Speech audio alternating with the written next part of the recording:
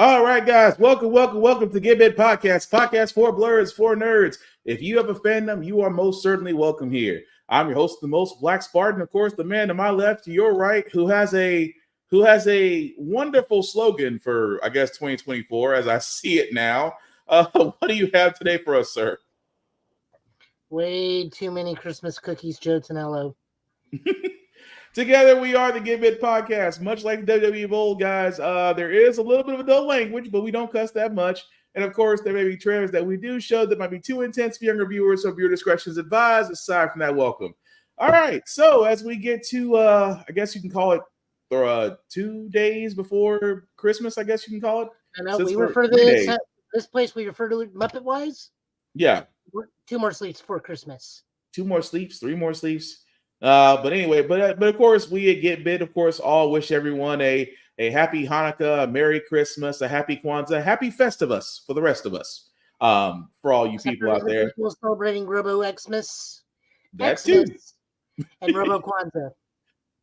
Because we don't want to leave anybody out. But that being said, we do got some news this week, guys, including a new trailer from the upcoming Marvel Studios Echo, which I don't know. I'll let you guys be the judge, but here's the trailer. Exclusively on Hulu and Disney Plus. Kingpin thanks you for your loyalty. Viewer discretion is advised. On January 9th.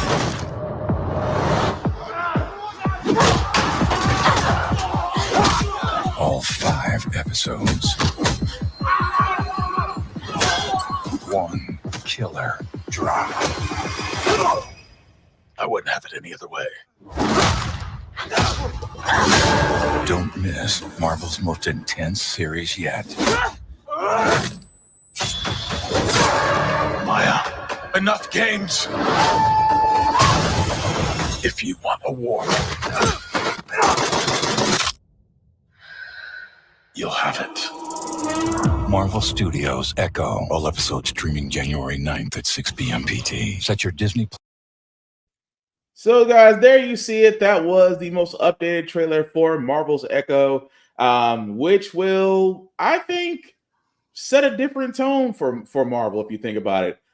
Echo, as we did see in Hawkeye, and of course, now she'll be getting her own run in the MCU. And of course, we will see the Kingpin there.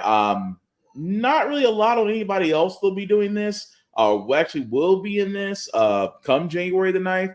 But let's just think about this. I mean, I like the fact that they are definitely I like the fact that the MCU is finally taking a risk, because this is dark, this is John Wick-esque, and it's not your usual blue sky storytelling from MCU. So I kind of like that. It does make me want to make this 5-episode run. It makes me want to watch it. But Joe, what about you? Well, if you look very closely, you do get to see Daredevil, and he's back in the red suit. Okay. But it's one of those literally you blink and you miss it clips in here. So I think this is going to be setting up our ground level stuff and setting the tone to what Daredevil will possibly be, because we do know that Daredevil is being reworked. Hopefully back towards what it used to be prior to what was going to be the previous Disney incarnation.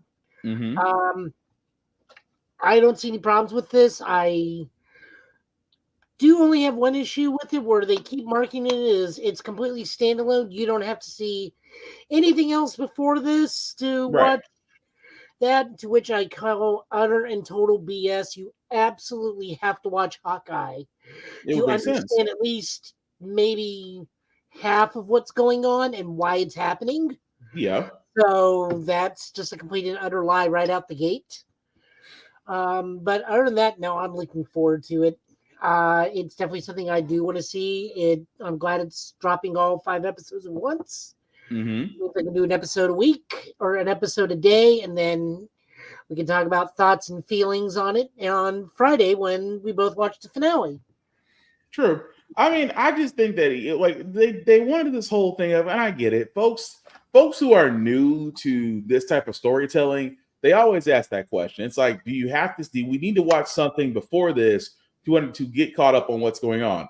in this case, I agree with you, Joe. In this case, you do have to watch Hawkeye, and Hawkeye #1 is a great series. Also on Christmas, by the way, for all those that keep track of things we watch on Christmas. But the Hawkeye series was great. You got introduced to Lucky the Pizza Dog. You got introduced to Kate Bishop, which again was all great things. And yes, you did get introduced to Echo in that particular series. Now, it will serve people well. I'm going to be honest with you. It will serve you well to actually watch that and then watch Echo, because of this, you'll get a little bit of a backstory. But again, we do love the fact that because it's Echo, the Native American representation is going to show greatly in this, which is exactly what we've been screaming for when it comes to representation across all minority groups. So no complaints there. But again, it's Kingpin. It's Vincent D'Onofrio as Kingpin. I could watch that man monologue all day, honestly. So I've got no issues with that. But again, come January, because MCU is going to need a lot of wins because of what happened, but we'll get to that very shortly. But speaking of things that need repair, James Gunn, and Gunn We Trust with DC, has sat there and told us that the DCU show for Lanterns will fix a major issue that we had with the movie that we will not talk about, that Deadpool did fix in Deadpool 2 by basically taking out Ryan Reynolds. But we all remember the horrendous, ugly CGI suit that whoever at DC thought that was a good idea was not a good idea. James Gunn has sat there and said very quickly, because he did answer a fan, and I love this about James Gunn. He has no problem. I don't know if this man has a team or he just said forget sleep. But the fact that a fan on Twitter was like, will Guy's suit be real, CGI, or both? James Gunn replies, I can't remember ever having a CG suit unless it was on a CG character. So, with that being said, he has already sat there and said that there will be no CG suits in his show that's going to be produced in the DC universe. Well, I am completely okay with that. But what are you going to say, Joe? Well, I don't think that's what he's saying there. I think he's like, if it's not a CG character, it won't have a CG suit. So humans and whatnot, no normal suit, normal Lacra superhero suit. Well, but Kilowog or Salic or... But let's be honest. Do we really want to see that? I mean, on Kilowog, yes. Not exactly that, but Kilowog will need an actual CG suit. It won't be to that degree, but it will be a CG suit on a CG being. That reminds me of Automan, and that's saying a lot.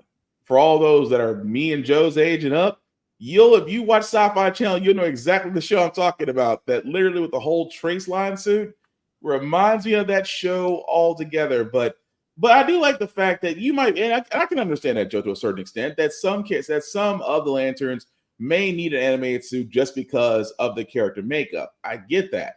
I just hope that it's better than this. That's my hope so too. I mean, we don't know what Lanterns we're getting outside of Guy and John. Right.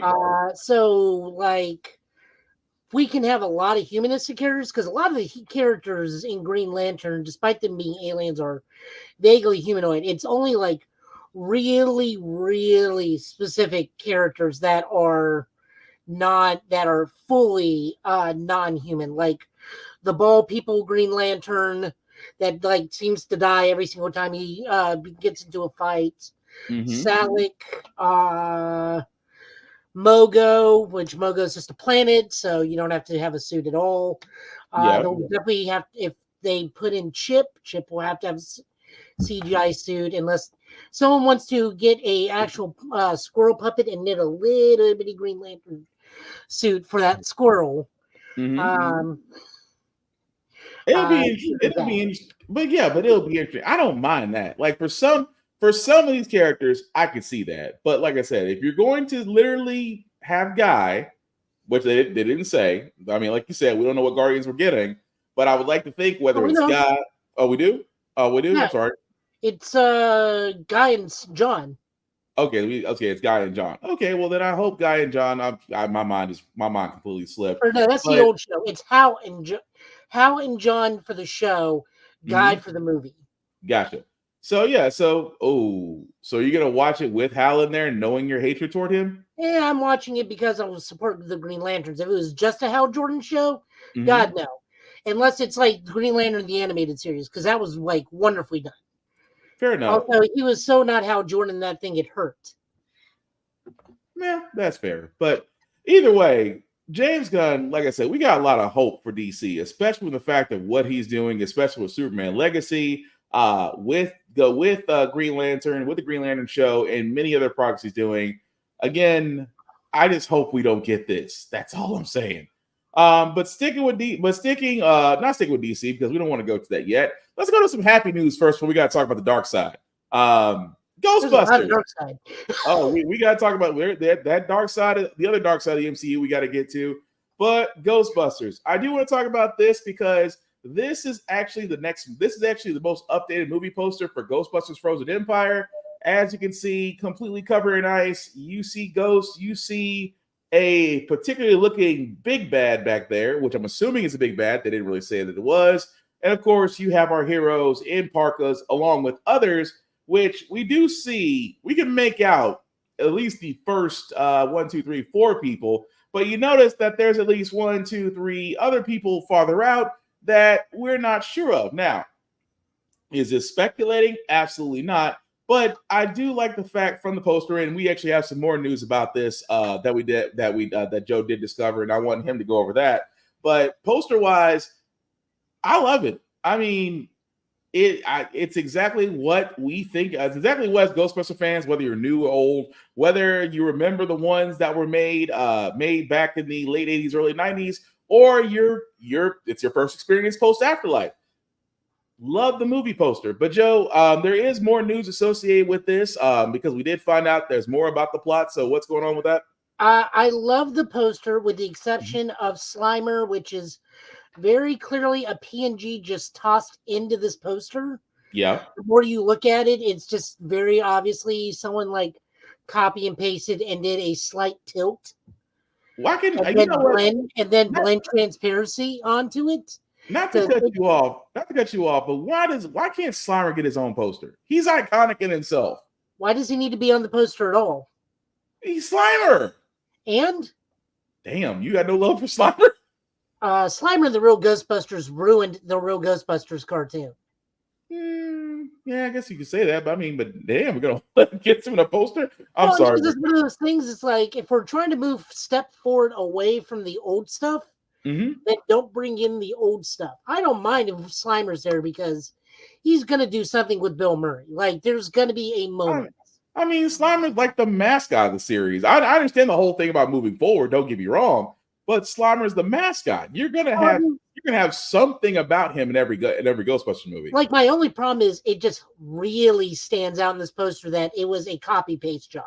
I'll agree with you on that. You look at the other posters, he is nowhere on there.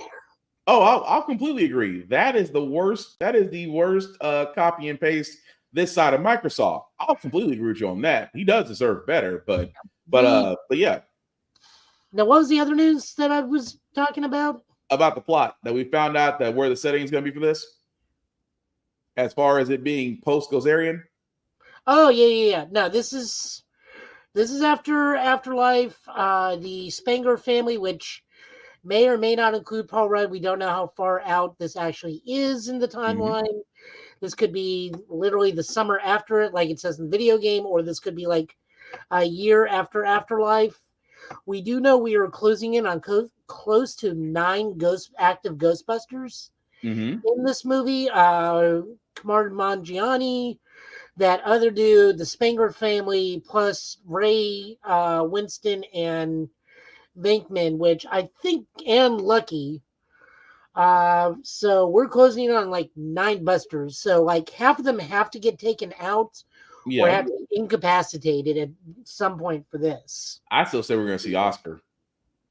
I still think Oscar. I bet it's going to be one of those things where like Oscar's checking in on Peter or something. It would, but I think it would be not to say that it would be corny, but you got to think that would be full circle for him to come around and be a Ghostbuster for a baby that was possessed.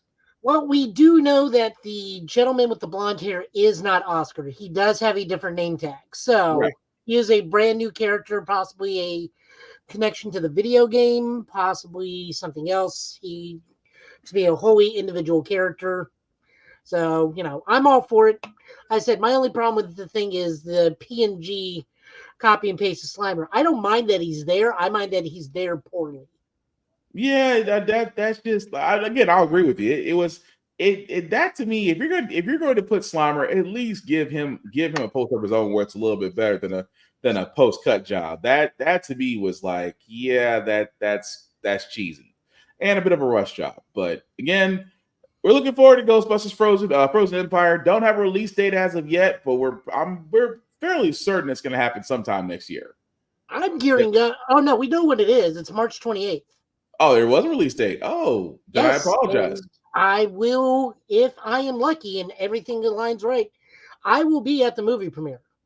Cool. Oh, well, you being a part of the Nashville Ghostbusters, I would say so. I don't know if it's going to be in New York or LA. They have yet to tell us, and they probably won't tell us till 3 days beforehand, but I will be ready. Yeah, I can see that. I'm looking forward to it. So we still got a little bit of news when we get to the elephant in the room with the MCU. But first, Insomniac has a problem. I don't know who that hacker is because, we do know the fate of the one that hacked the GTA 6 clips. Yeah. He has an interesting sentence. Yeah. The GTA guy is indefinitely imprisoned in a hospital because he is mentally unfit to stand trial and said if released, he will return to hacking. So in Britain, he is interred into a hospital permanently and cannot leave. That to me, when I saw that, I was like, so let me get this straight. This guy leaked 90 clips of GTA 6. We all thought he had moved on to the greater pastures. And this is not him. This is a different company. This is I don't know. It's not Insomniac. Oh, no, like I said, it's not Insomniac. Not before. We're gonna get to Insomniac in a minute, but we want to talk about that GTA 6 first. It was just the fact of that man. We all thought he was gone. It was like the way most gaming companies send out people come up missing, and the fact this man is now going to spend the rest of his days in a secure mental facility. Wow. Which kind of leads me to the next thing about Insomniac, because Insomniac was recently breached, and the people or person, we don't really know, so we're just going to say possible group, decided to not only hack Insomniac, but decided to basically give us a lot. Whereas we saw actual gameplay, but we won't play it here because, again, we don't want Insomniac coming after us. So we support them wholly. Yeah. They've got hit with a ransomware attack. And as always, as you always say, you don't negotiate with terrorists. Pretty much. And they released like a bunch of stuff. And that's the thing. It's like not only they release a lot of stuff, and like I said, whoever the individual or group that is associated with this, we got nothing to do with you. The clips, we're not even going to say where the clips are. If you're smart with Google, you will find those clips, play them however you want to.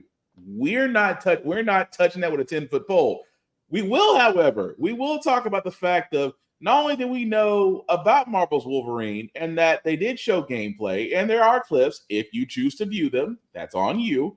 However, we did also find out that there are some planned games. Marvel's Venom in 2025, Marvel's Wolverine in 2026, Marvel's Spider-Man 3 in 2028, a new Ratchet & Clank in 2029, Marvel's X-Men in 2030, and a new IP that is scheduled somewhere between 2031 and 2032.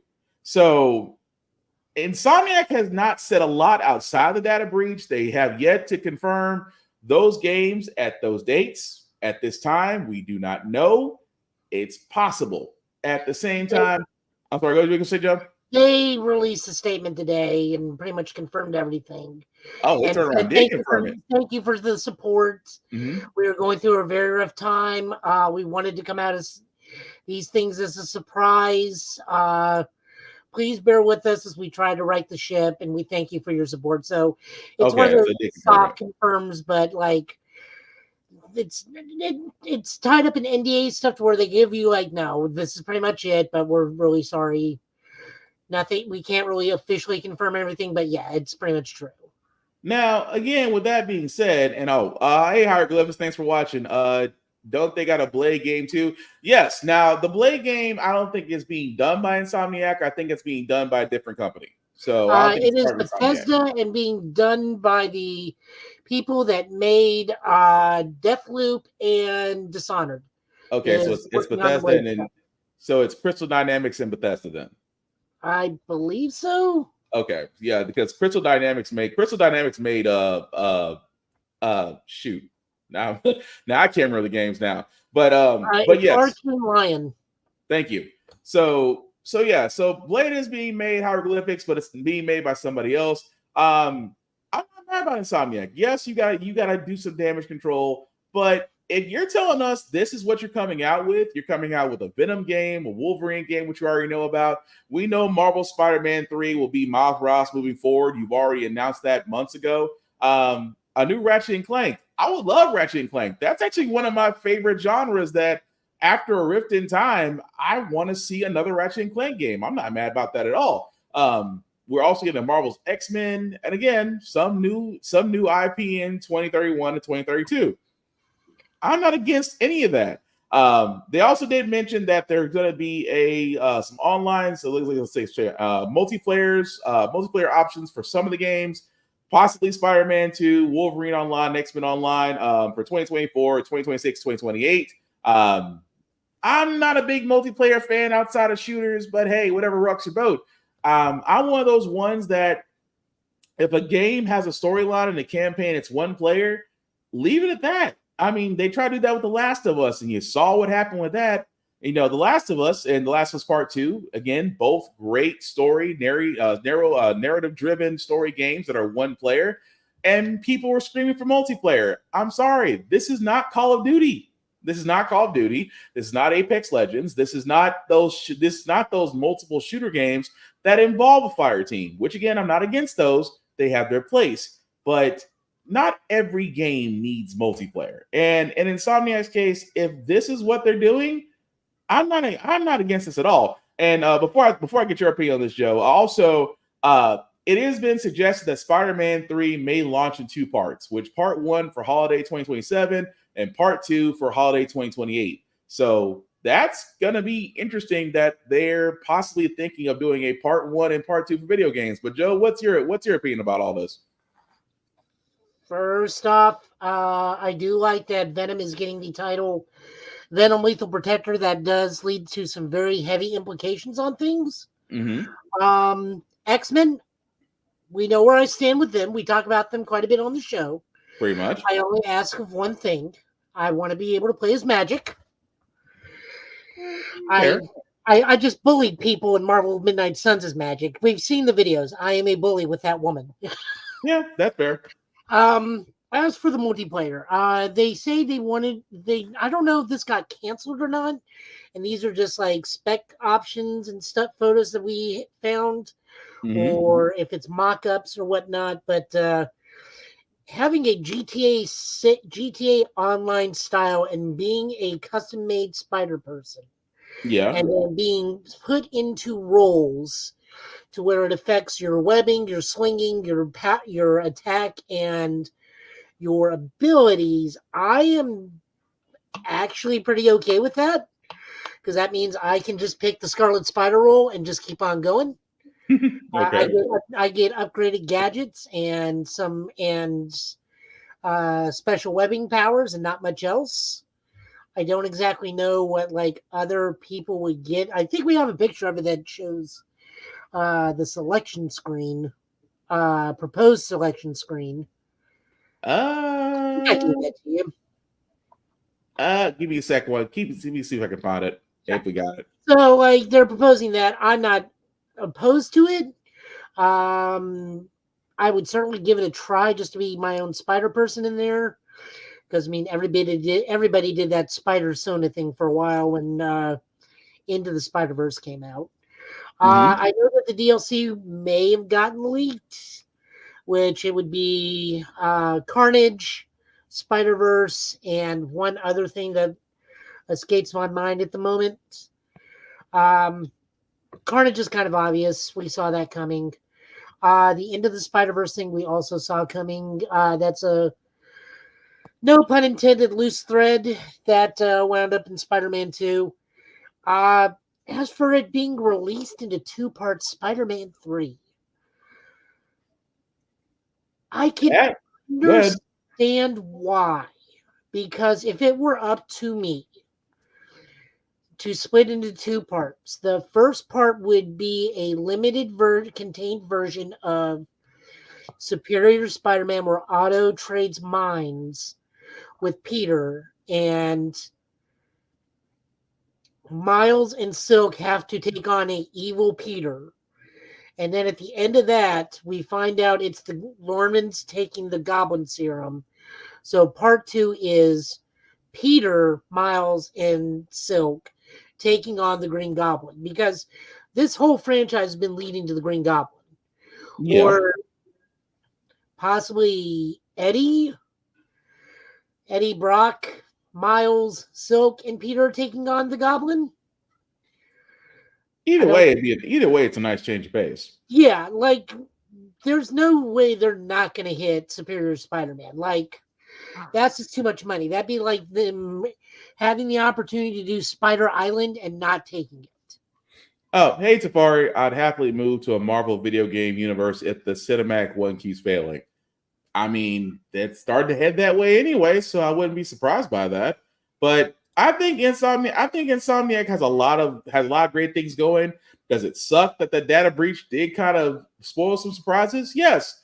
Are these good surprises? Remains to be determined. But if you like the clips that you can go see on your own in your own time, again, we're not sharing them because we don't want Insomniac coming after us. Because we like breathing personally. But that being said, it looks like for the news they showed, it's going to be great. So I guess we just have to wait that one out. But I think we might as well go ahead and address the elephant in the room. I was going to bring this picture up because Joe had this picture up earlier this week in our group chat. It felt appropriate, but we might as well talk about it because again, everybody else has. What am I talking about? I am talking about Kang is no more. Jonathan Majors, if you've been following or if you've been anywhere near a television screen, did have his trial and was found guilty of assault and harassment. And right after the guilty verdict, Marvel sat there and decided that they need to part ways. Marvel wasted no time on that. Like the moment he was found guilty on 2 of the 4 charges, it was almost like immediate. Oh yeah, that was the quickest. We no longer need your services anymore ever. No, the new meme going around is from the Kirk Van Houten firings. Like that's it. After all this, good luck, so long and good luck. And it has a picture of Kevin Feige. I don't remember saying good luck. Right, but Joe had found one because let's be honest, the internet has no chill and wastes no time.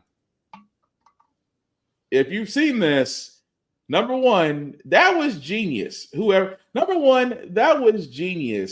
did that, by the way. I'm not mad about that at all. It is funny to me because if you've seen Tropic Thunder, number one, great movie if you haven't already seen it. Robert Downey Jr. killed it. As Lincoln Osiris in that movie. So it only makes sense that if you've seen Tropic Thunder, you get the joke. That's all I'm just saying. But I had to ask like several friends, it's like, is this appropriate? Oh yeah. This is fine. This is like I said, this wasn't even 5 minutes in, and this wasn't even 5 minutes in, it's already posted. So this is fine. I thought we were gonna post the Tree of Might one. Oh, that's too soon. That's too soon. But with that being said, guys, Marvel, because they are dropping Kang, does leave a question. Now, we do know MCU-wise, the only movie that's coming out next year is Deadpool 3. That also being said, Marvel did have Kang set up as the next big bad to tell a host of stories through. Secret Wars and the Kang Dynasty was all set up to basically be him being the big bad of this multiverse saga. Now that that's not happening, MCU, Kevin Feige, you're all probably sitting in a TP somewhere, somewhere in the middle of nowhere in a bunker going, we got to figure this out. And the question was brought up. First was brought up in Blurred's Eye View, as far as what can be done. And I'm going to bring it here as well because it's a conundrum that Marvel faces right now. Because Majors for his role. I mean, I thought he did well in Quantumania. I thought he did well in Loki. But now that he's no longer going to be playing the Conqueror, what happens now? Do we recast, or do we pull, or as I like to call it, do we reach for the emergency glass and break it? But Joe, I wanted your opinions on that first. Do you think we should recast Kang, or does the MCU need to go ahead with this time that they have and pivot, or go a different route? Well, first off, I'll say this: Kang lasted longer than Black Adam.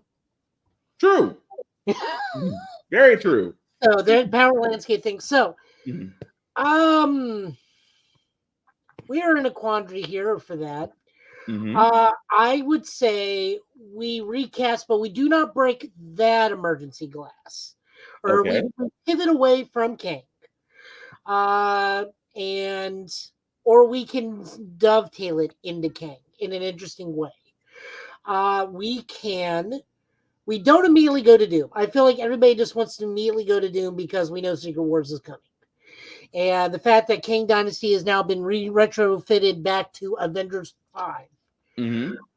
My thing to do would be not to reach for Doom, but to go to the High Evolutionary. He is not dead. He was much loved. We can even dovetail him being a Kang variant if we really want to reach. Because it's the MCU, so they can do their own thing. They can say the High Evolutionary is a Kang variant in this. Is the Kang variant for this MCU? Because Kang was not technically ever in the MCU proper. He was in the microverse, which is a whole different dimension. And in Loki, he is different variants of Kang. So he was never in that technically. So we can go with the High Evolutionary, which I think is a good idea. If we want to take the recast route, I would toss my hat in, and I keep seeing a lot of people wanting to use Terrence Howard as a joke. Yeah, that's been thrown around a lot. I actually would put in Omar Sy from Lupin. That was also a suggestion that was brought up. That is my thing, because that man is a wonderful actor. I'm very much enjoying Lupin on Netflix, and think he would bring the same gravitas and charisma that Majors carried with Kang, and probably maybe even be a bit better, because he can probably play that forceful role and threatening role just a little bit more, less angry warlord, more smile as I'm throttling you. Okay, so before you go deep into the recast, I got to ask you this. So your suggestion outside of recasting is to basically use the High Evolutionary because technically he's not dead. Would he be a stopgap measure, or would you use him for the extent that Kang was being used? I would use him for the extent Kang was being used and let Doom go after him for his technology. Okay. Because he was a very, very good villain. He was up there. It wasn't like Thanos up there, but he was a very enjoyable villain. And I didn't hear anybody say anything bad about the acting, the casting, or the portrayal in the movie. He was wonderful as a villain. Oh yeah, High Evolution. The guy, I forgot his name already, but the guy who played him, again, great actor, loved and respected all around. But if it was me, I would love, like I said, if you're gonna, it's like I'm one of those ones that's like Marvel. I'm thinking long term here. Marvel has a year, possibly 2 years, because they have television series coming out. they necessarily do not have to produce a movie. And I think that's the thing that people feel like after Deadpool 3 comes out next year, that between 2025 and 2026, that Marvel has to produce a movie. I don't think they need to. I think that Marvel can take this break and reschedule it, redraw the map properly. I'm not saying not to get rid of. I'm not saying again. I'm sticking to the replacing option one, replacing him with another bad. Now, if you're going to take that much time, let's just speculate here. If you're going to take 2-3 years post Deadpool 3 for the next Marvel movie, this is why I keep on saying the emergency glass break and the emergency glass, because the crowd favorite out of everybody is Doom, because if you bring Doom, you have to do Fantastic Four. Nobody's mentioned the X-Men, which again, I'm not against it, because once you do launch the X-Men, you're basically going to have the MCU surrounding them. I mean, they're going to be their own nexus point, to be honest. But if Doom was my go-to, because I want to see what they would do with Doom. I want to see who they would cast as him. I want to see how they would portray him, hopefully properly, because he's one of the most infamous villains in the MCU. If they didn't go the Doom route, I mean, when you think about it, there's not too many villains currently in the MCU that you can use to replace it. Now, could you use somebody different? Could you bring in the one that we all talked about? Could you bring in Mephisto? Yes, you could bring in Mephisto if you wanted to, because we talked about him. Again, he's one of those. I say this as a plug. Not as a solution. You can bring in an unknown that everybody did not see coming and go that route. Or you can bring in Doom, because you got to think, whatever you do post this break past Deadpool 3, it's got to be a home run. It's got to be a home run regardless. It's got to not only the person that you cast, the movies that follow have to be all home runs. Because at this point, people have already sit there and said, we don't want movie after movie after movie if the quality suffers. We want to get back to actual storytelling, and don't be afraid to go there. Now that's just me on that one, because I was one of those ones that like, look, Doom right now is your saving grace to keep the banks open, to keep Disney happy, honestly. But I love the fact that you thought like I did. I would love to see the guy from Lupin actually play Kang. Like, if you're gonna recast Kang, get someone like him. The man has range.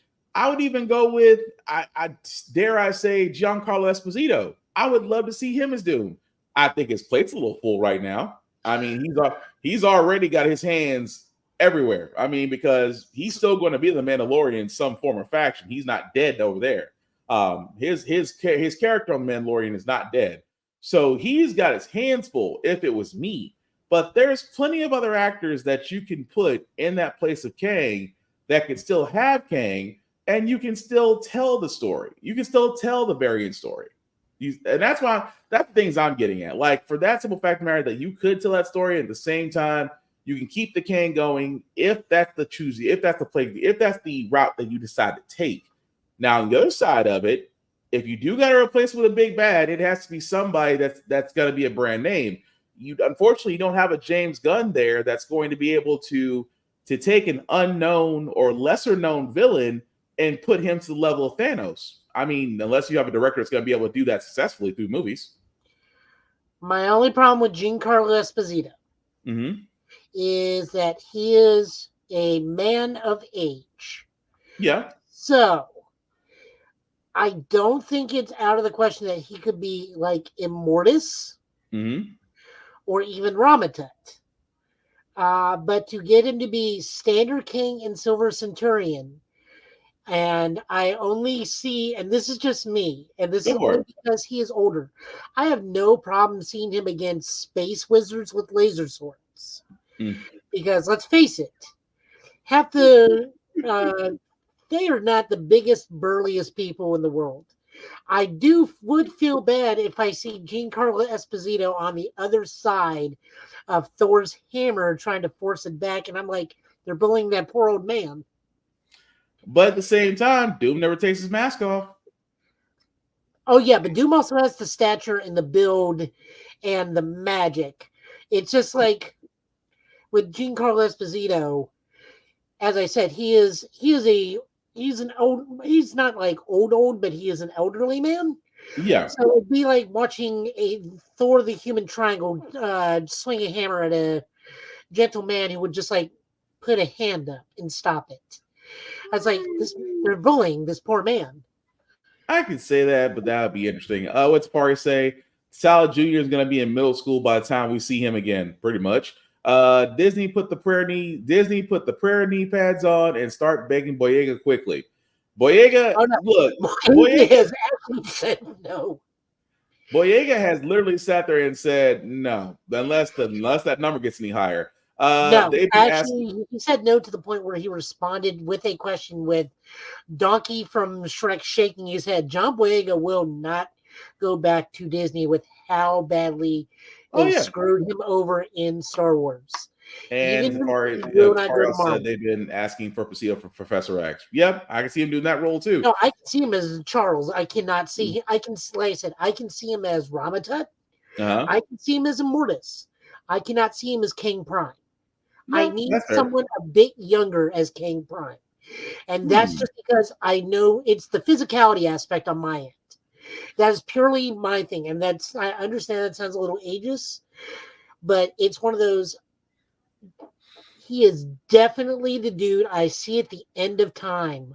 So they're going, it's like, well, that's cool. What about Denzel Washington's kid? As long as we do what we're doing in Monarch, where Denzel is Ramatut and Immortus, and Denzel's kid is Kang, so that we have the crossing aging aspect, like right there. Yeah, I'm down for that. That makes perfect sense. I'm just saying. I mean, it's Monarch right now. I mean, it's a long shot as it is, but still, I see your point. It's a long shot, but I see your point on Here's that. the problem there is that we deny ourselves as Denzel as the Blue Marvel.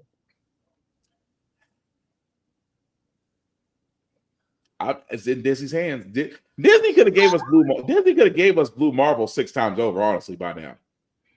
Denzel, the older Denzel gets, he's going to become Blue Marvel in the Magneto at this point, just because of how he ages. But no, but really, just that's the question. It's like if you recast Kane, there's so many young actors out there that could do it with the range. And again, I'm not against the whole recasting. I hope they do it. And I hope, and it's like, if you don't go known, go some unknown actors. I would love to see an unknown actor get that big break and be the big bad. Hopefully we'll not run into the same issues that Majors did. Again, that's why we're not really using Namor. He's got allegations against him too. Yeah, that's crazy. It's like the allegations. I was saying, I said it's the second coming of Me Too. That guys. It's like there's a lot of people getting some accusations put out there. Again, this ain't that type of podcast. You know, we can go find that kind of stuff. But yeah, it's the whole thing. If I hope focusing on the positive, I do hope a unknown actor does get the chance to recast as Kang and may that be his big break. We've always wanted to be in movies. Why not a superhero movie, whether you're the hero or the villain? So I can't knock that. Or just Omar Say. Huh? Or just Omar Say. Let's just go with it. Or just Omar. I mean, like I said, the man's got range. But speaking of things that have range or lack thereof, another movie, or I should say the last movie of the DCEU did come out today, Aquaman The Lost Kingdom. However, with most movies, they usually get the whole red carpet treatment, press releases, stars making their rounds on television shows and things of that nature. Well, in this case, Aquaman The Lost Kingdom actually didn't get the quote-unquote red carpet treatment. They actually got a smaller gathering of reporters, friends and journalists to come watch the movie. Now, again, that movie is out. I haven't seen it. Joe, have you seen it? I'm not seeing a baby getting killed. Okay, so neither one of us have seen it. Now, the reason why I say that, guys, is because reviews have came out, and you guys know our opinion on reviews. Critics are paid to hate on things. Critics are paid to praise things. But I like to go by viewership. And right now, a lot of viewers are saying no. They're saying that some people sat there and said it was an extension of the first one. Some of it says that it was forced. Some said that the ending didn't make any sense. Again, we're not saying anything about the movie. Where I'm just actually just explaining the feedback that I'm getting from friends that I went to go see it. As you guys, what are you guys saying? Don't worry, guys. We got Madam Web and Craven the Hunter coming. So yeah, this movie was so bad that Jason Momoa already came out and said, "Look, this movie is not going to be for everybody. Mm-hmm. This is going to be for a core group of people, and I'm really happy you guys are going to enjoy that. But honestly, I don't think this is going to impress a lot of people." So even Jason Momoa is saying, "I am sorry, this is a bad film." But he's got Lobo, so he's happy.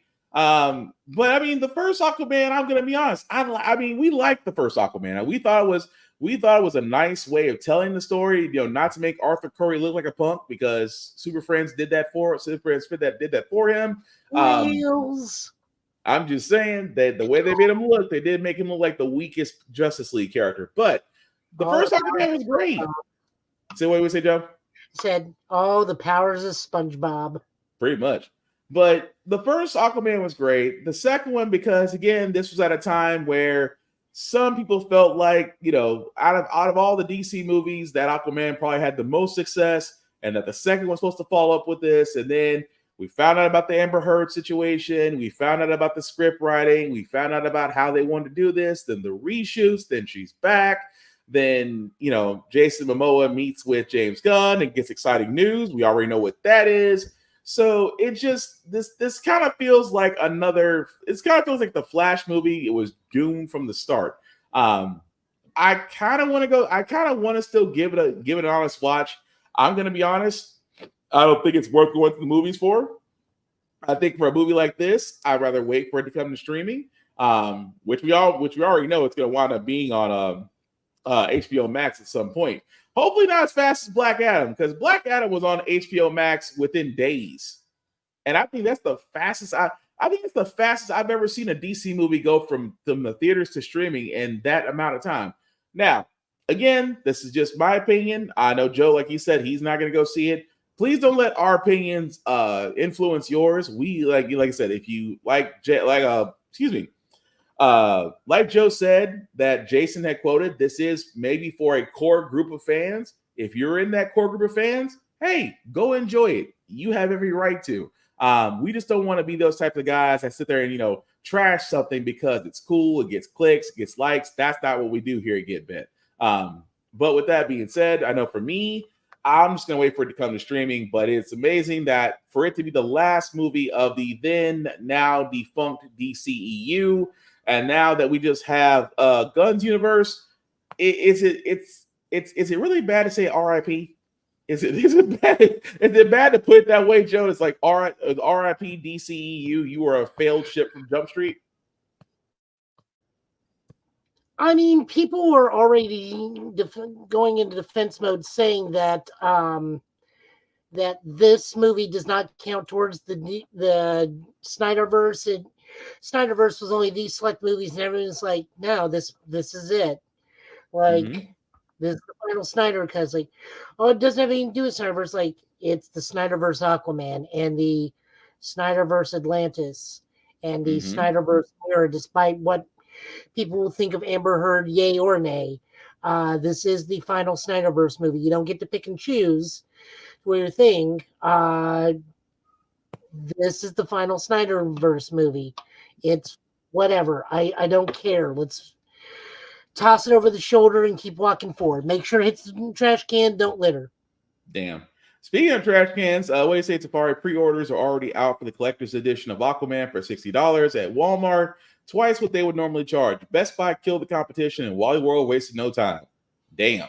And again, that's only coming from the fact that, there's also just really quickly, there is an attack on digital media, guys. Like Sony had reversed their decision because of everybody. For example, if you purchase things on the PlayStation Network, and Sony had sat there and said just last week that, hey, if you bought Discovery episodes on PlayStation, you don't own them, even though they are on your system.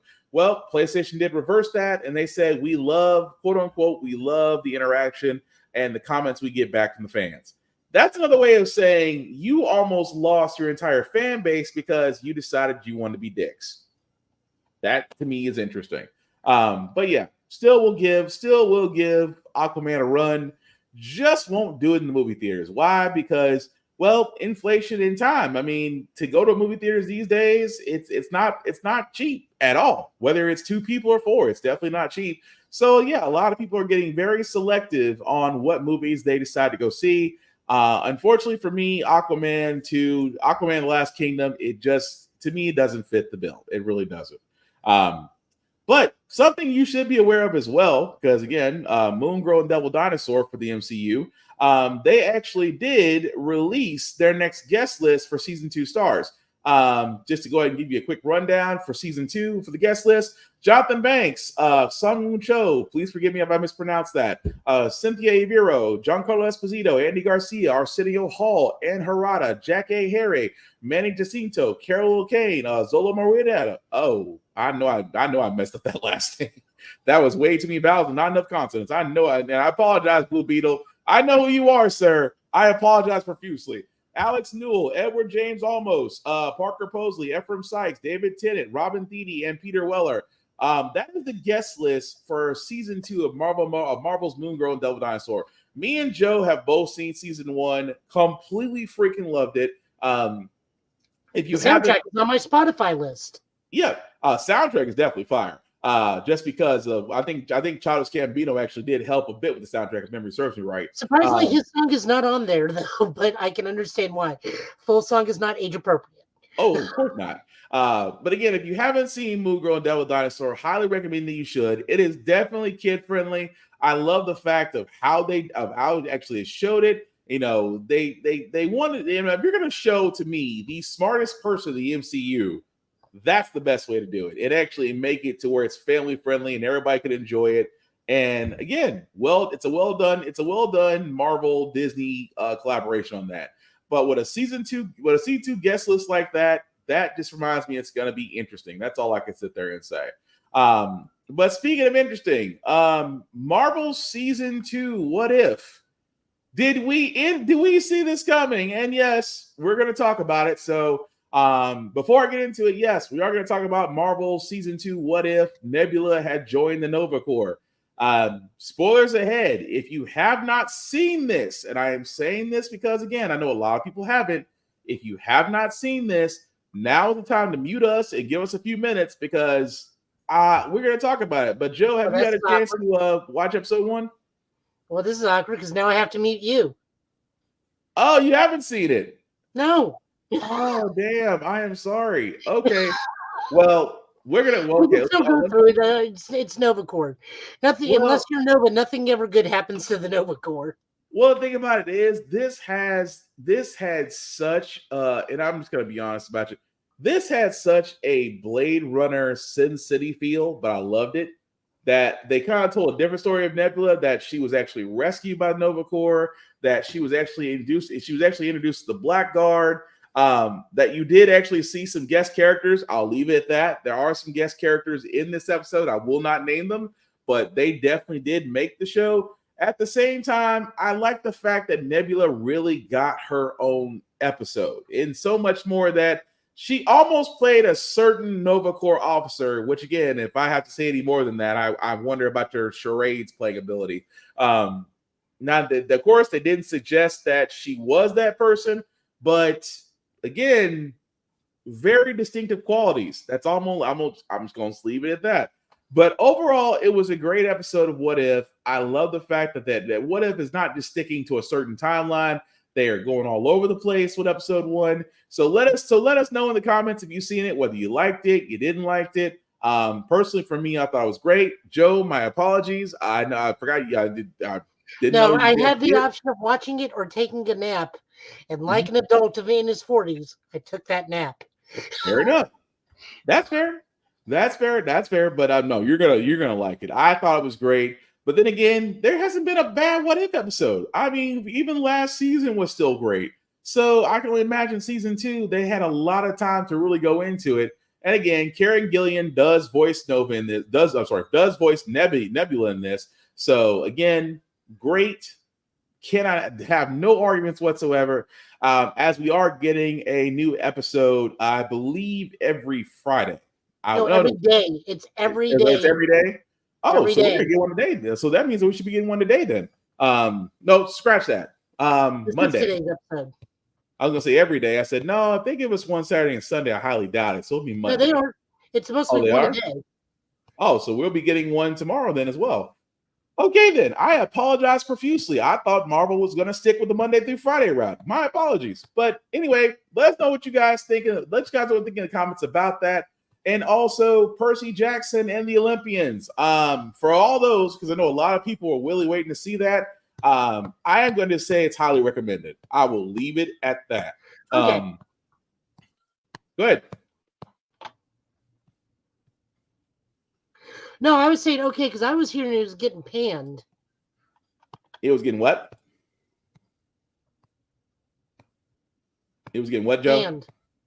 No, it actually was good. I was highly impressed with it. And you know what it is? Because I was hoping because of the books. The books were actually great. I mean, get me wrong, books were awesome, but the fact of how they did the live action. Don't get me wrong, the first live action was great. The Lightning Thief and the Sea of Monsters, love those movies, no issue with them. But I love the fact that the direction they're taking with this one, especially with the storytelling. It is slightly more darker, but at the same time, it's not overbearing. And again, it's 2 episodes out there right now. I liked both of them, but again, let me know in the comments what you think. I had no issue with them. I highly recommend watching them. But no. It's a strong series, Joe. I'm going to be honest with you about that. It's a very strong series. Yep. But with that being said, guys. Say what? I didn't get to watch Yu Yu Hakusho. Oh, I want your opinions on that. I didn't bring it up because I was going to save that, but go ahead. I have my problems with it.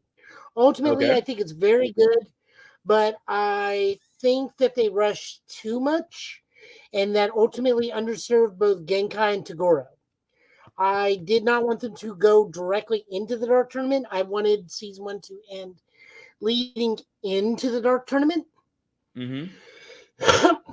And then season 2 be nothing but the Dark Tournament, because the Dark Tournament is so broad and expansive. You have such a list of characters that are important to the tournament itself that I feel like it could have been its own season. And as I said, it just really underserves Genkai because she's just there. It's like, I'm training you. And now I'm dead. And then totally just underportrays Toguro. See, I can see that. I really could, because I think what they were doing was the same thing they're doing with One Piece. I think they were trying to give the average non-reader or non-anime watcher a glimpse into this. And that's where I'm just like, I could understand it because, the training with Genkai was definitely short. The training with Genkai was definitely short, but at the same time, a choice was made because of what they were going with the story. Now, was it the right one? Probably not, because again, like you said, Genkai got short. Genkai's training arc did get shorted. Now, I do like that they added Kuwabara to the training arc, but then that comes to me where, I'm not going to want them to do the Saint Beasts. That's too much effort and too much on their job. They did get the Makai insects, which from the Saint Beast arc, which ultimately led to Yusuke being killed and whatnot. I'm not spoiling anything. That's literally the first 2 minutes of the episode. Yeah. If you don't know that your main character starts dead, like in Dickens, that's on you, not us. Yeah. But I feel like we could have at least done a condensed version of the Genkai arc and the Genkai tournament with Rando, and that gives Kuwabara some of his wins. Mm-hmm. Because that's the other part I don't like about taking away some of the stuff is it takes away from Kuwabara. And the Dark Tournament also has some good stuff with Kuwabara, which expands on his character more. So that's kind of where I wanted them to pull them back and just like let the Togoros be in the background because they were setting up just fine. Like the setup was fine.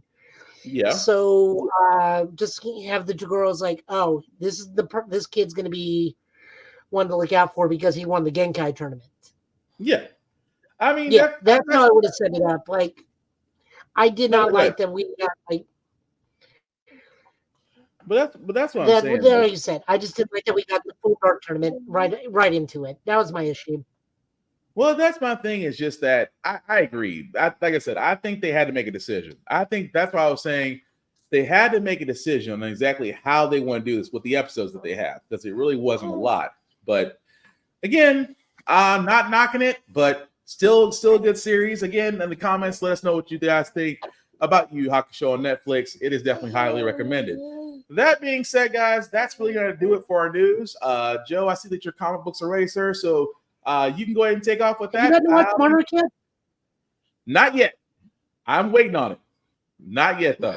But go ahead, sir, with the comics. Go ahead and go with the comics. So I'll just be right back. All right, first issue, not episode. We're jumping around a little bit this week, guys. Usually we go DC, Marvel, Indies. Not a lot of Indies came out because it's like the final week before Christmas, so a lot of stuff is coming out. We are looking at Vader number 41. This is part of Dark Droids. Vader got hacked in the last episode, and in this issue we learned that through the use of the Force, he got free of the hacking and is slowly been able to reprogram the droid that hacked him to where he can take over any of the dark droids that got hacked using the Force. I'm going to chalk that up to Vader being Vader. And now he controls his own droid army against not only the droid empire, but now a splinter faction group of the empire itself, as they were revealed in this issue. So I guess after Dark Droids, Vader's going against a rogue faction of the empire that's going against the emperor and wanting to rule itself. It's not too bad. This is written by Greg Pak with art by Raphael Anico and colors by Federico Blee. Dark Droids is continuing, and honestly, it's been pretty good. I've been enjoying it. Again, I wish these books would just condense it to at least 3 titles. I say this every time. They go way, way too broad with this stuff, and really should have only kept it to Star Wars, Vader, and Afra. Speaking of Afra number 39, also part of Dark Droids. This is written by Alyssa Wong with art by Ming-Q Jung and art by Rachel Rosenberg.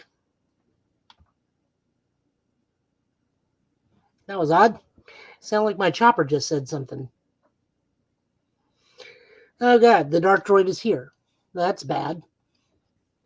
I should have bad. Oh, what are you talking about, Joe? I'm sorry. What you said? I was talking about Dr. Afra, and I thought my chopper said something, and I'm like, well, that's bad. My chopper's been infected. Your chopper that is like the worst. That is the worst timing for your chopper to kick in as you're literally talking about Dark Droid Saga. That's either terrible timing or you're gonna put it down. Yeah. I can't put that thing down. You got to put down. So this is the penultimate issue to Afra. As I learned, Afra ends next issue. So this Afra will be ending totally after closing out the Dark Droid Saga. Pretty much they're just all trying to get out and being affected. Scourge infected world of Epiconia. God, I love these names. Yeah. Where Tovan and the other cyborgs have been infected. Domina has shot her air out into space to avoid being infected, as she has some minor cybernetics and potentially being hacked, but using her indomitable willpower to keep the infection at bay. Maybe it was Obi I heard when on the speaker. Maybe that's what that was. If you heard Obi, because Obi just woke up, so you probably heard him just literally yell before I could mute it. So that's probably what you heard. That's probably what it was. It's like, should I be worried? I was gonna say that'd be Good impressive. book, good book, good art. I'm kind of bummed that Afra is ending next issue, but I think this is probably one of the most successful runs they've had with her, and she is a wonderful character to do. Yeah. Also just to reverberate, just to go back one, Darth Vader versus the Scourge probably is the best thing going on with Dark Droids. The fact that Vader is basically re-engineering his own technology against him. Like I said, I thought that was just good. And Afra was interesting because it's I kind of saw her going that route, but both were good books. I dig them. Jumping over into DC, we got Godzilla versus Kong versus the Justice League issue 3.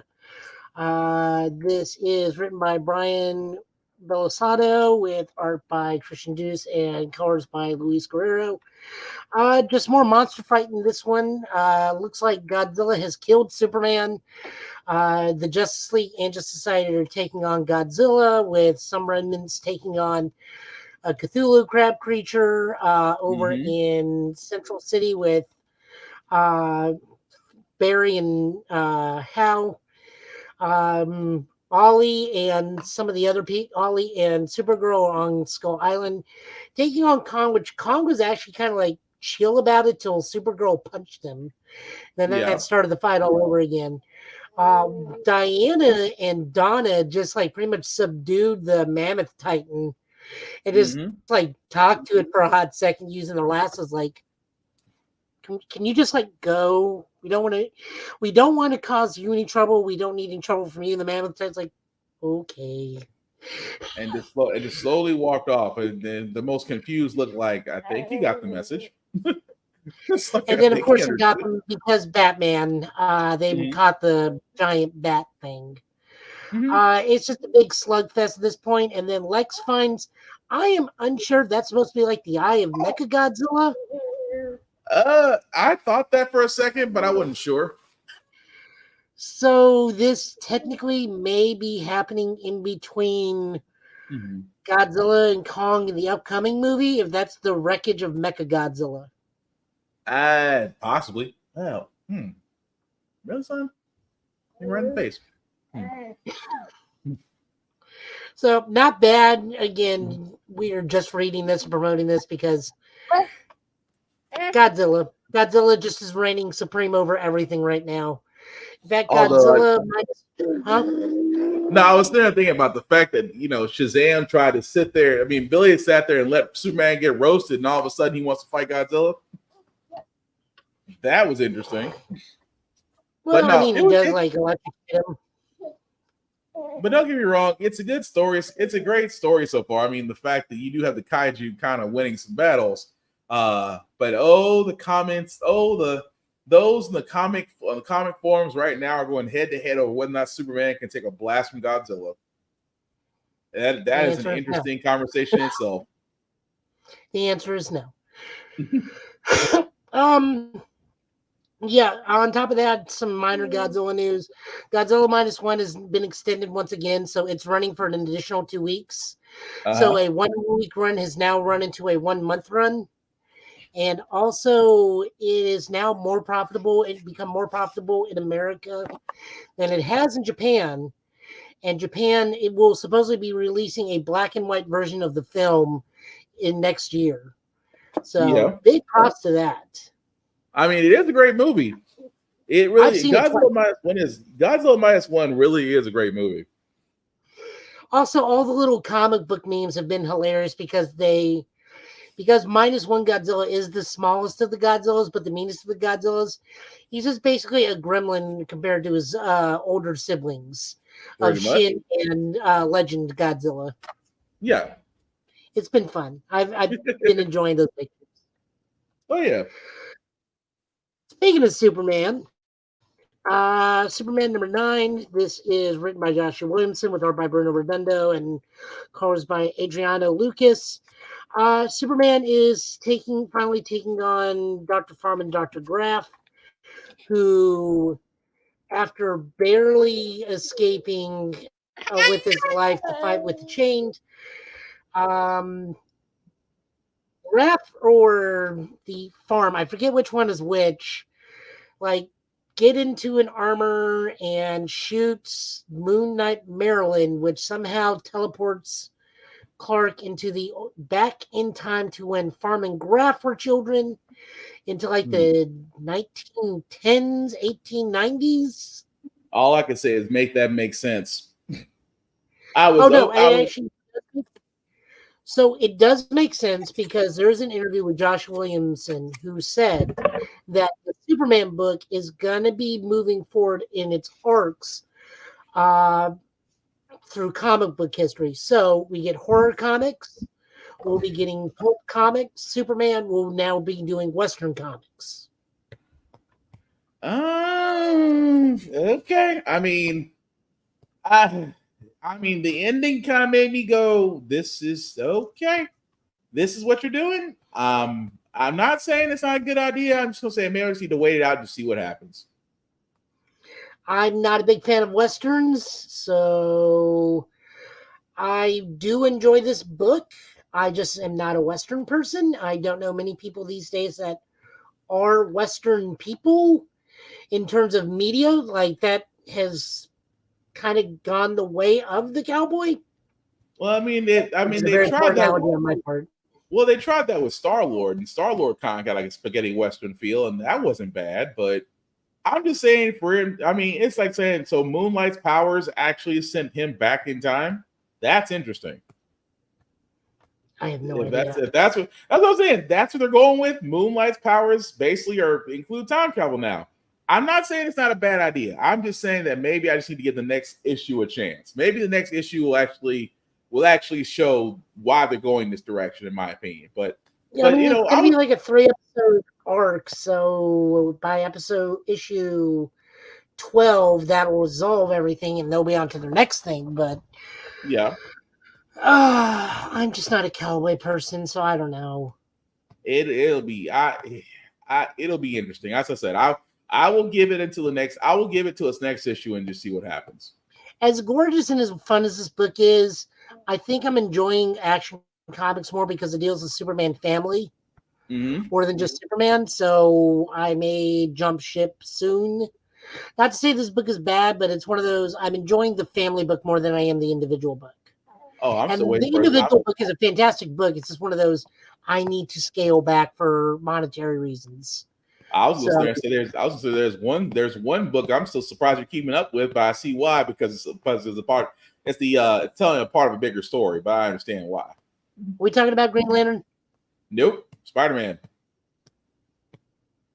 Oh no, I put the book on the list so we can just crap on it tonight. That thing looks god awful. Okay.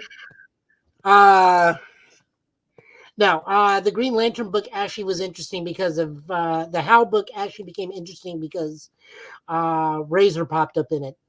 Oh, cool. Okay.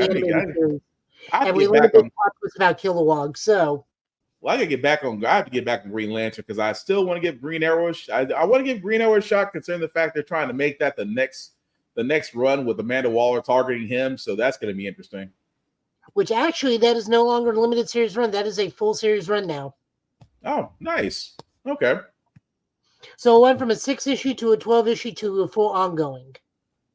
Well, that shows a lot. That shows they have a lot of faith in that. We're not looking at any of that. We're looking at Wesley Dodd Sandman #3 from last week. I suppose this week, because we did this week, and if anything I was going to cover, it was going to be this. We get a name for the evil Sandman. He is known as the Fog, which, while it's not the best name ever, this is a Golden Age book, so we will let that slide because we had the Fog, the Mist, Starman. Yeah. You only had simple names. You only had so much you could do back then. Until just saying. We weren't creative back then to have Negasonic Teenage Death Warhead. That's true. Or Nuke. Is written by Robert Venditti. I hate that they are so small every time. This is written by Robert Venditti with art by Riley Rossmo and colors by Ivan Placinia. Listen, I'll go with that. We'll go with that. Also, mildly graphic book, guys. My apologies, but this is a bit of a graphic book this time around. Just Wesley trying to figure out who torched his house and who took all the notes and all the gases he made. We learn it is the evil Black Sandman, black coated Sandman.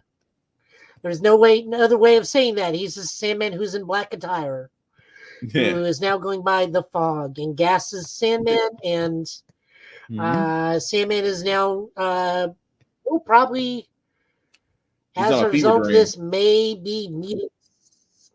I was gonna say he could potentially be meeting Morpheus again. Yeah, I can see that. Because the fact it said Dream to the Dam, so that's probably about right. The next issue is gonna be Dream to the Dam. This will mark, if that's the case, and this marks the second time that Wesley has met Morpheus, because we learn old school wise is that Morpheus is the reason why Wesley has prophetic dream powers. Because he can look into the dreaming and see a limited future by the blessing of dream. Oh, cool. So they probably will wind up meeting each other. Maybe. I hope so. What do you think? No, it was a good one. I did like the fact that when I saw the Fog, I'm like, it's the Golden Age, guys in black. Let's just roll with it. I said, it's the Fog. Let's just roll with it. And the fact that Wesley pretty much took him down because he says, you think I just fight with gas? He said, I have a gun. He said, then Wes took his gun and said, I prefer hands. I respect him at that point. Any man that disassembles a gun and says, I prefer hands over guns. Cool. No, all kidding aside, it's I like this issue. I'm looking forward to the next one because again, it's so interesting to see Dodge struggle with the fact of his pacifism. But dude, you did create lethal gas and you wrote down how to do it. And now it's coming back to haunt you. But no, it's a good issue. I did like it. Such a good book. Love it to death.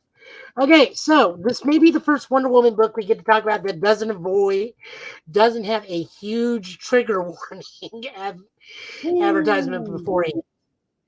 This is like the first one, I think. Like, this is issue 4. We don't have to say, hey, this may trigger some people. This one is actually not that bad. I mean, this could potentially still trigger some people, but it like not to some people, yeah. Not fair to the extent it has been. Yeah, that's fair. That's fair. So this book is split into 2. So Diana, half this book is Diana spending time with a kid named Jack, who, as you can see here, is kind of like a Make-A-Wish kid. Who also biggest dream is to go to Paradise Island. And Amazon's trying to stop her, and one was like, I was a kid and humbled all of you. Please, try now. Hey, you saw it. I'm sorry, go ahead. Nubia's substitute. It's like, just let her do what she wants. That tells you a queen has learned. If it was like if Nubia and Hippolyta couldn't stop her, what am I gonna do? Jack also comes out to Wonder Woman and just questions like, I'm not like my parent, not like all my friends who like Batman and Superman. I really enjoy you. Is God doing this to me because I am gay? And she's like, no, God, no. It's like, this is just how things are. And then of course, like Jack's like, you make a really good mom, and she's like, oh God, can you imagine me as a mother? That'd be terrifying. And yet, well, we'll get to that part. Then I like the backup story. And the flip side of this book is we learn that the King of the United States of America, again, is definitely a Golden Age villain. Yeah. Is the close advisor to the current president of the United States, who is controlling him by the lasso of lies, and makes it to the point where the president goes on live television to denounce the Amazons and formally hold press charges against Wonder Woman while Wonder Woman's on Paradise Island doing this. So this was a fantastic book. The backup story was hilarious. Yeah. I'll leave it at that. You read that deserves a read. That alone by itself deserves a read. They're all over at John's at the Fortress of Solitude, and they can't find Lizzie. And Lizzie, who is now 15 as opposed to 5, has gotten a hold of the Black Mercy just for fun. And because the Black Mercy will only attach to those that want pure joy and desire, they use Damien because Damien's apparently a joyless, soul-sucking teenager at this point. So he's like a natural glove. And all 3 of them are just, God, I love them. They're just like colossal dorks, all 3 of them. That was funny. He's like, you be. It's like, what do you dream about? Yeah. It's like, are you kidding? It's Diana's daughter, and peace and love. And she's like, yeah. That was it. Yeah, that's we could just leave it at that. But no, it was interesting about this issue. I like the fact that they are not afraid to go boundaries on this one. And like me and Joe said, there may be some that are gonna be triggered, but let's be honest, if you're triggered by what this comic is stating, something's wrong with you. That's all I can put it that way. Because again, it did cover some subjects that need to be covered, but that's what comics do. They break barriers, they cross boundaries, and they need to say what needs to be said. That being said, I love this issue. And if you don't like it, well, I mean, you can dislike it, but if you dislike it just because of the fact that they covered a child questioning whether or not that they're broken, then something may be wrong with you. But I digress. But go ahead, Joe. Yeah. This is written by Tom King with art, which at this point, I promise you, and I have actually said this to him, and he has responded. I have told Daniel Sampere, you are the gold standard for comic book art in DC right now. And I truly and honestly believe that. And this is colored by Tomu Mori. And as we can see, like I said, there's just no denying this is like the best artwork, the best art DC has in any book right now, hands down. I love this book. I will continue loving this book. I can't wait till we get more into the Lizzie stuff. I think I saw in previews for issue 5 because Daniel Sampere is releasing stuff on his Twitter, and honestly, I'm almost to the point where I'm just going to ask him if he can come on the show. Like, I don't know if we're big enough yet for that, but at least I'll swing for that fence and see what he says. The nerd. Just like I want to see if the Alan Scott Green Lantern guy wants to come on and talk. Like, I'm going to try and start swinging those bats and see what we hit. I will say it profusely. Fire everything. Fire everything and see what hits. Moving on, we are going to be looking at Spider-Man, Amazing Spider-Man 40, Gangor. I'm sorry. The writing is not bad. I will say that. This is because we're looking at multiple fronts. I think Zeb Wells does a good job writing Tombstone. I think he does a good job writing She-Hulk. I don't know why he can't write Peter, but it's whatever. Bizarre costume change to female to Tombstone's daughter, who's now like some scary version of the Beetle. She's like a mutated Beetle or something like that. Yeah. The art just decimates my interest in this book. Like, the number of times the squiggle lines on She-Hulk where I can't tell if that is musculature, hair, or scales on She-Hulk. Yes. Okay, I'm not the only one. Like, there's a big surprise of who, because they're all gearing up because Tombstone's like, well, Fisk is coming, like the whole book. Yeah. And they keep like side paneling the Rose.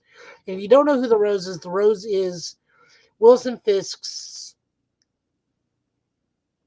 oldest or youngest son. I don't know because they introduced that half son, which I don't know.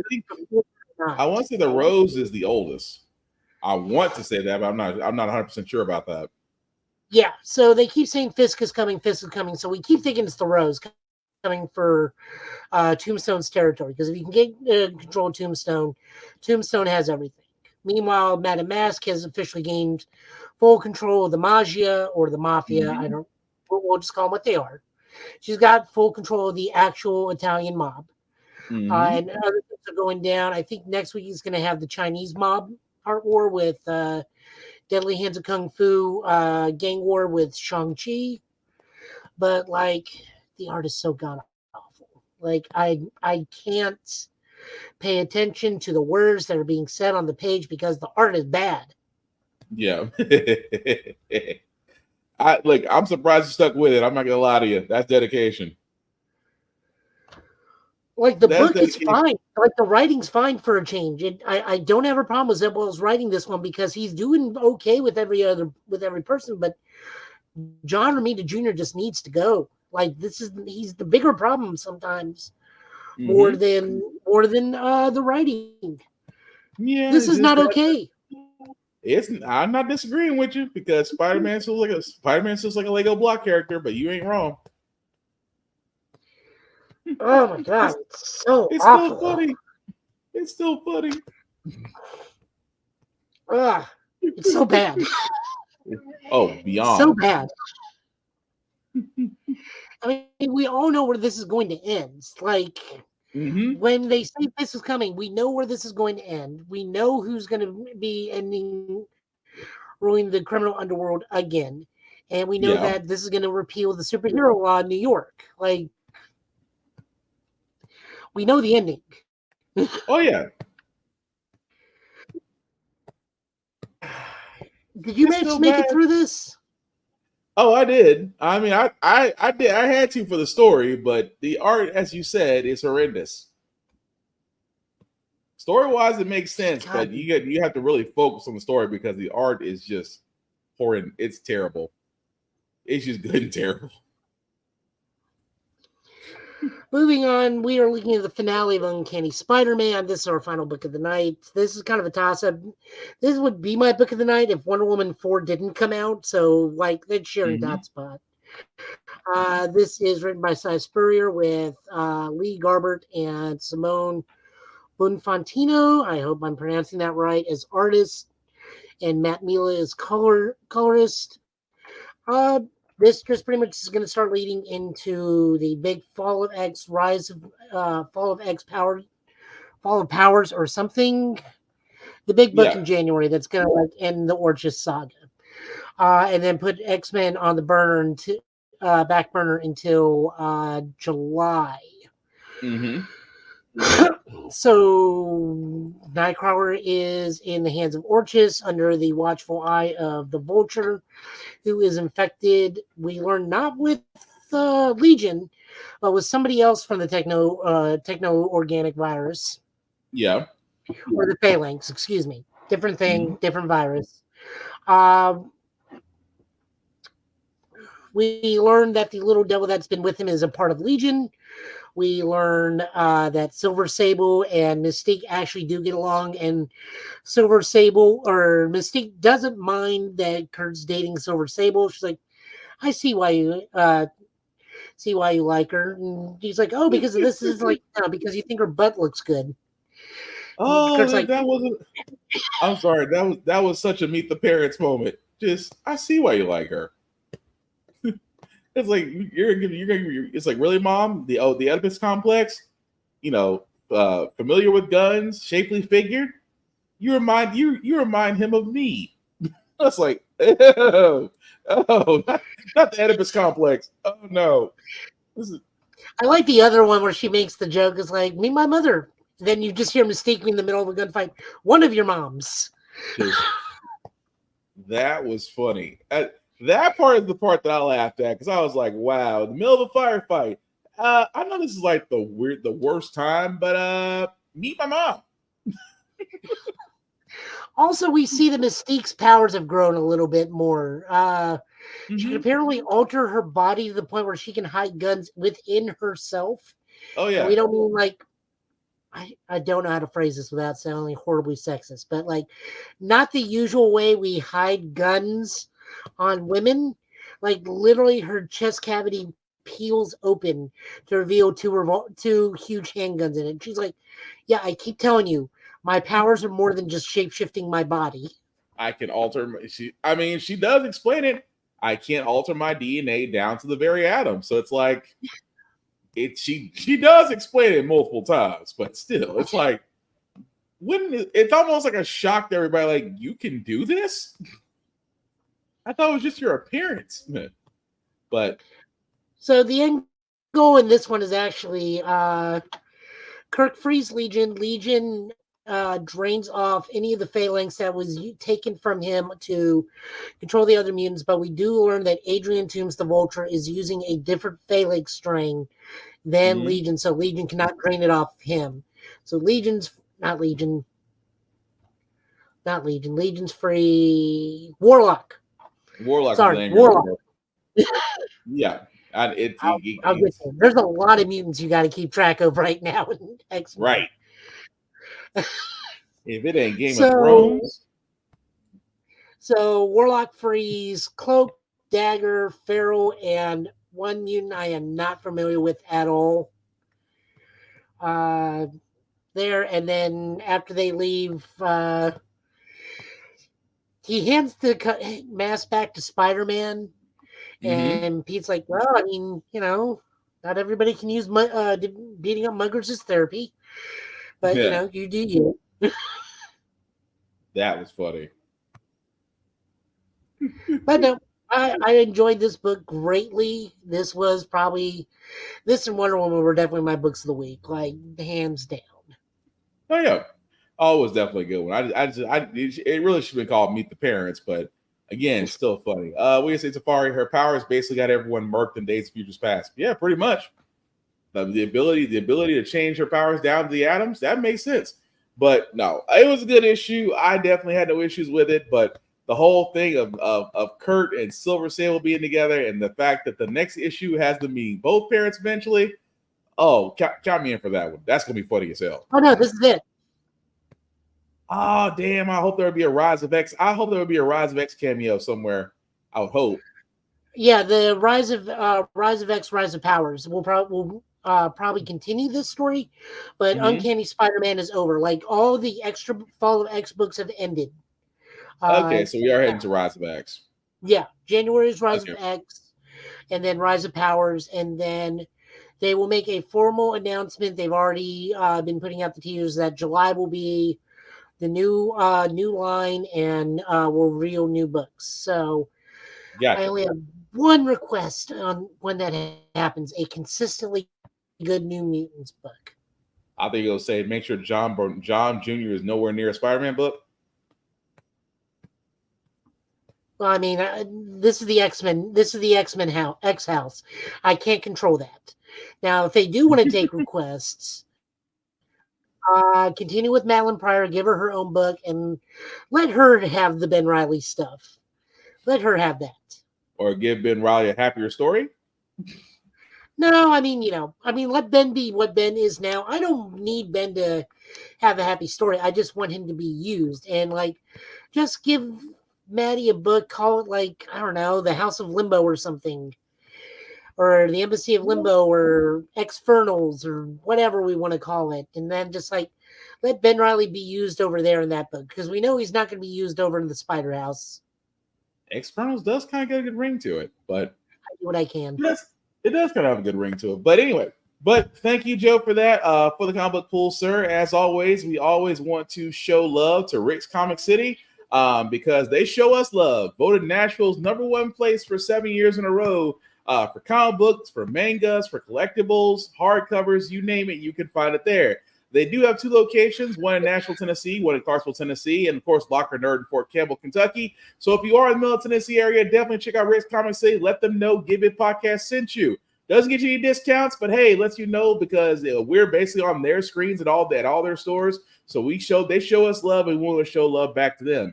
And again, if you are not in the Middle Tennessee area, please support your local comic book stores. Support your local your local bookstores, your local mom and pop bookstores, any place, and then also your libraries, any place that you get books outside of the big box stores or Amazon. Support them, especially in this day and age. as we're, in the D days of Christmas Day shopping. And also, if you're in the libraries, as Joe has got there right there, kids, read the banned books, because long story short, there are people out there that are trying to keep you from reading stuff that actually you should know that helps you grow as a person. And again, read the banned books. Why? Because there's something in there that don't want you to know that you need to have for your development. So if you are in Middle Tennessee area, definitely check out Rick's Comic City. And if you're not in Middle Tennessee area, again, support your local comic book stores, support your local bookstores, support your mom and pop stores, shop small, and support your local libraries. Why? Because these are the last places to where you can actually get physical copies. And if you haven't noticed lately, there is an attack on physical copies out there, as they all want to go digital media. But I digress. But as we wrap this up, Joe, anything you want to let people know what you're doing, or let them know what you're doing about? I am slowly streaming, if I'm awake enough to do it. Some Monster Hunter over on my Twitch. Trying to get back to mastering because I bought Monster Hunter Rise on my PlayStation 5. Fortunately, it does not have crossplay, so I can't carry all my stuff over from the Switch. Okay. Meaning I got to go from Tier 1 back to Master Rank all the hard way. Nice. Thankfully, I know what I'm doing, so while there will be a lot of grinding, it will be at least fun to watch because I do know how to dodge a monster. I gotta get back into Monster Hunter. I haven't played since Jesus. It's been a while. Let's leave it at that. It's been a while since I played Monster Hunter, so I'm definitely gonna be rusty as all get out if I ever do get the chance to play it again. But where can they find you watch, Jim? Twitch.tv/Joe Italian last name. Other than that, I'm not doing too much. I don't think I'm importing that over to Total Justice Gaming. I'm just leaving it on the Twitch at the moment. Gotcha. Okay, and also do check Joe out at Total Justice Gaming on YouTube as well. And also, before I get into myself, guys, I do want to talk about Blur Station again. It is a new venture that myself and others have gotten onto that I highly recommend for other people, because again, we know Netflix, we know Amazon Prime, we know Hulu. We do love our streams, so we do love our streaming services. However, our streaming services as of late are dropping medias, changing medias, and increasing prices. And finally, something is coming around that is for people of color, that is for blurs and for nerds to enjoy. And that, my friends, is Blur Station. You can definitely go to blurstation.com. And from there, it is $10.99 for streaming. There is plenty of content out there for shows, for anime, for comic books, music. It is definitely a growing medium. So if you do want to join it, if you do me a favor, click the Join Now button up at the top right-hand corner. Select the Blur's Eye View membership, Affinity membership, if you would be so kind. And under the Infinity Influence Partner, you can select anybody there. Roomful of Blurs will be watching myself, Black Spartan, Safari TV, Navy Montel, or Geek by Heart. Basically select us and then select the $10.99 Affinity membership. Why? Because with that Affinity membership, if you stick with it for 36 months, you'll get something that no other streaming services is providing. You can actually own a piece of Blur Station after paying 36 months of $10.99.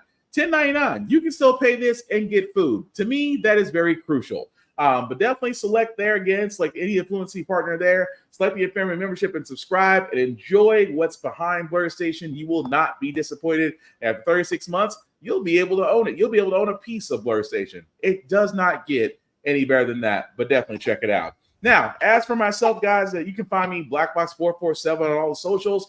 I usually do reviews of everything that I watch, that I read, and gym stuff, because I try to keep myself in shape as best as I can. The link at the bottom, I'll make that a little bit bigger for you guys to see. You can definitely copy and paste that link into the browser. It'll take you to our YouTube and Facebook groups for all the podcasts, How the Fact We Got Here, Get Bit, and of course, Oculus Podcast. Get Bit Podcast can be heard wherever podcasts are seen or heard. That is including Spotify. Very soon, Apple. We just have to get that set up. But every place else that you can listen to us or see us, you can definitely do that. And again, like it, share it, let people know about it. Word of mouth is the greatest weapon we have against the algorithm. And trust me, the algorithm doesn't favor everybody, but help us out. We're just trying to make it. We're trying to get big. Me and Joe are trying to make this the permanent job for us, which would be cool if we could. But I tried making the TikTok. Besides TikTok. But also, guys, I tried making again, a with the TikTok, and then I learned I'm 40 and don't know what I'm doing. Hey, that's how we all started on TikTok. It ain't just you. But we do want to thank everybody that liked, that watched, that commented. We really do appreciate this, guys. Also, at the same time, because it is the holidays, again, happy Hanukkah, happy Kwanzaa, happy Merry Christmas, happy holidays, happy Festivus, happy Robo Christmas. Am I missing any other ones, Joe? Did I cover almost everybody, or I think I've missed a few? No, we're good. I don't think anything. Plus, I don't know what holiday celebrates Khonshu, so we're safe from that. Cool. Now, with that no, being said, actually, guys, no, I really did. I tried making a TikTok for us and couldn't do it. So I went to some of the people at work. Is like, you guys are of the youth. Show me how this TikTok thing works. You guys are of the youth. Lord Almighty. Well, with that being said, guys, like I said, the holidays. We are in the holiday features. Again, if you're shopping out there, shop small. Give the local stores a chance. Really avoid the big box stores if you can. Again, with Christmas happening this Monday. Wow, I got that really messed up. With Christmas happening Monday, guys, of course, we are going to be taking a little bit of a holiday break. So there will be no live Get Bit this Friday. We will have a recorded episode. But aside from that, we definitely will be back after the holiday season with all new information. Because trust me, there probably will be something new that's happening, especially with things going on. Because let's be honest, we did not see the Kang issue going the way that it did. But hey, that's the way the cookie crumbles. But aside from that, guys, again, take care of yourselves and each other. Have a merry, happy Kwanzaa holiday, Chanukah celebration. Joe, any last words we call tonight, sir? No, I'm still getting over the fact that the new Sentai got announced. I was going to ask you about that. I can ask you after the show. But with that being said, guys, we wrap this up. We always talk about fandoms on this show. Fandoms are welcome. They are shared. We only our goal here at Get Bit is only actually support those. It's not about being toxic or gatekeeper. Share what you love, because you may find another fan who may be welcomed into the fold. Don't believe me? Kevin on stage is finding it out right now with anime, and I'm loving every bit of it. So again, if you know somebody, share it. Share them. Welcome to the fold, because One Piece always needs new members. That being said, guys, I've been Will. This has been Joe. This has been the Get Bit Podcast, guys. Take care of yourselves and each other, and we'll all get through this. Be safe this holiday season. Share it with loved ones. Check on loved ones. Aside from that, love and peace. We out.